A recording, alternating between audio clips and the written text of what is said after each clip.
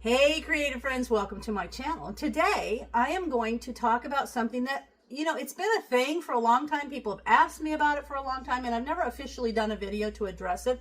I usually just answer questions on it, and that is glass top stoves. There are so many glass top stoves. In fact, when my old stove kind of kaput, I had to buy a new stove, and it was very difficult actually to find an element stove. And the kind of stove, this is called an element stove. I'm going to talk about that real quick before we get into the whole glass top thing. So I specifically wanted an element stove so that I could can, because that was my deal. And I found a General Electric stove. I think it was at Lowe's. And it had what they call super boil burners, which means the bigger burners were at a higher wattage. They got hotter faster. In fact, I find that I have to turn the heat down because they'll get so hot when I'm cooking, but they're perfect for when I'm canning. So that was cool. Now, when you're shopping for an element stove, do you see how tight those coils are? They're just like not even a half an inch between those. And sometimes you'll see them that have big, like it's not nearly, like there's big wide spaces. So if you're shopping for an element stove, look at how tightly coiled the burner is. That's number one. Number two, here's another thing. It's almost like they got a conspiracy against canners sometimes. So this one has just this little black dot, black metal button in the middle.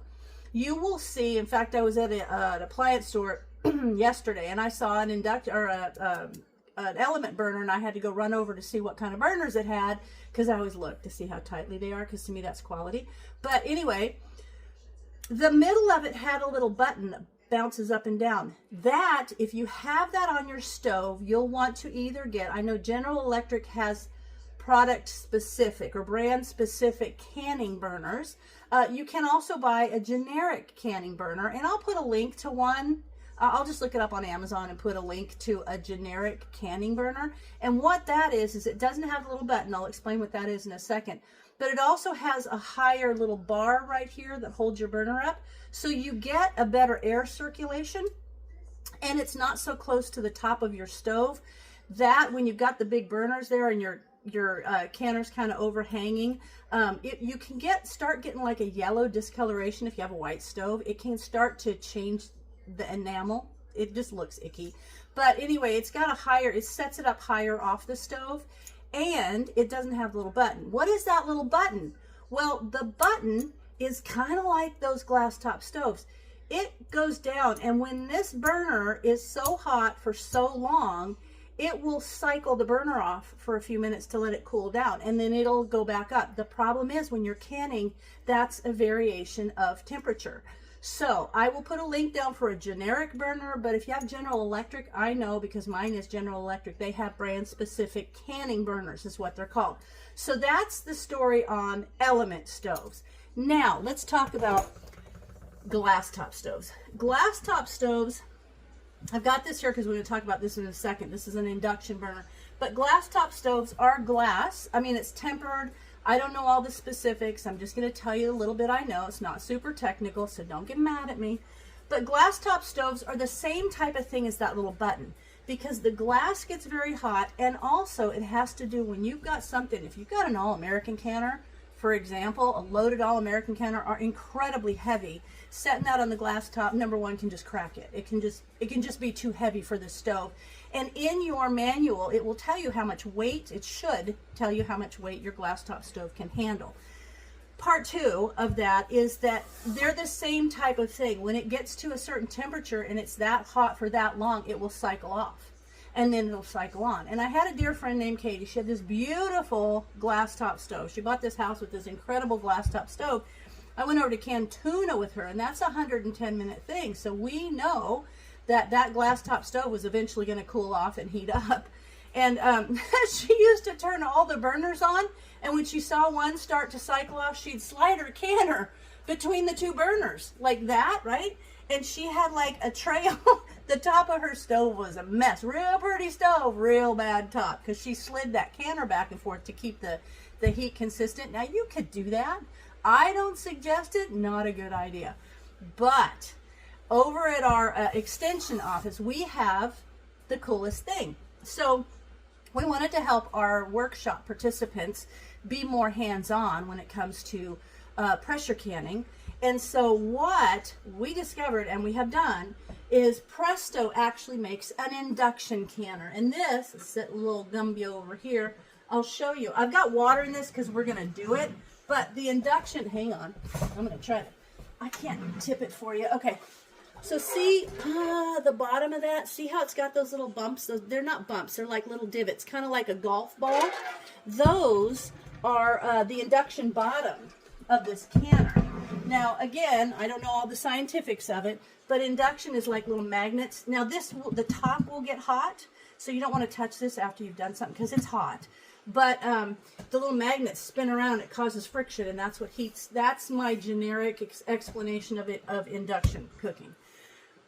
But the induction burner we use, we put the pot on there, and we are able to do boil or pressure canning and boil water canning, but we are able to use the induction canner from Presto on this induction tabletop burner and can. So if you have a glass top stove, one of them real fancy ones you don't want to mess up, this might be an option. So what I'm going to do is, this is a cool one. I've got a link to this down in the description, and I've also got a link to that. But this is the Duxtop. This is not an advertisement. I just borrowed this from the office so that I could show you guys because I think it's important information. I do like that it's got a boil button. Like, how easy is that? So now what I'm going to do, I'm going to get my little guys off here. I'm going to let them sit so they can watch it all. And we're going to go ahead. I've got water in this. I've got it sealed. I'm going to put it on here, and I'm going to bring it up. I'm going to show you when it's venting, and then I'm going to put the weight on there, and I'll show you when it's rocking so that you can see that this is potentially something that could work for you in a situation where you can't can on the top of your stove. So I will be back. All right, I've got my canner on there. It's only been a couple minutes. I set the power to 10, which is got the little pot right there, which is the same thing as the boil.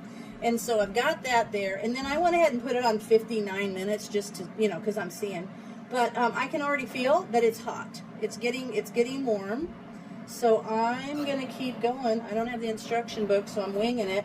But I'm winging it based on previous experience with another induction cooking top. So this is cool too. It's got a little keep warm. That would be really nice with a potluck or a holiday meal. You can put maybe a couple of different pots or something on there. A pot with your stuff you want to keep warm. So it's getting hot, so I will be back. All right, this has been 10 minutes. As you can see now it's at 48, so it's been 10 minutes, and now you can see it's already starting to sputter a little bit. So it's working there. See how it's just starting to sputter? So I'm going to get this to where, there's a good column of steam coming out, and then I'll put the weight on, and I just want to get it up to pressure to show you how that it works. And the other thing I wanted to say is I have nothing in here except for about 3 inches of water. So for that to completely fill with steam in 10 minutes is not bad. So I think we're doing pretty good, and it seems like we're going to be pretty close to putting the weight on.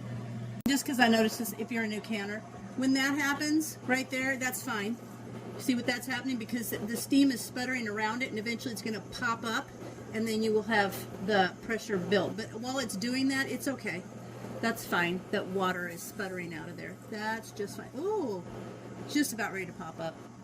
Okay, in the interest of time, you can hear the steam coming out. I'm going to go ahead and put the weight on just so you can hear that. Because I'm not canning anything, I don't need to let it vent for 10 minutes. But let's just get it up to pressure, which should be about 10 pounds of pressure with this weight. And then we'll come back and we'll have a little chat about it. We're already it's only been 3 minutes, and we're already at 5 pounds of pressure, so it's coming along just fine. And there we are, just starting to rock. Okay, so what I'm going to do is I'm going to go ahead and clean this up, and then I'm going to finish my little talk about these induction countertop burners. Okay, so there's an option. The induction burner with the Presto induction canner is a good option. We like this because it's something that will enable us to do to do workshops outside where we don't, maybe at a church or something where we don't have a stove. So this is going to be a great option, and I thought it might be a good option for you. Now, I do want to talk about the fact that some glass top stoves will have a bigger boil type sized burner, and some of them say canner ready or can be used for canning. Be sure and check with your manufacturer if it says canning burner or whatever, because I honestly can't think of any approved boil water canning recipe that's more than like 40 minutes, maybe 45. I can't think of any of them.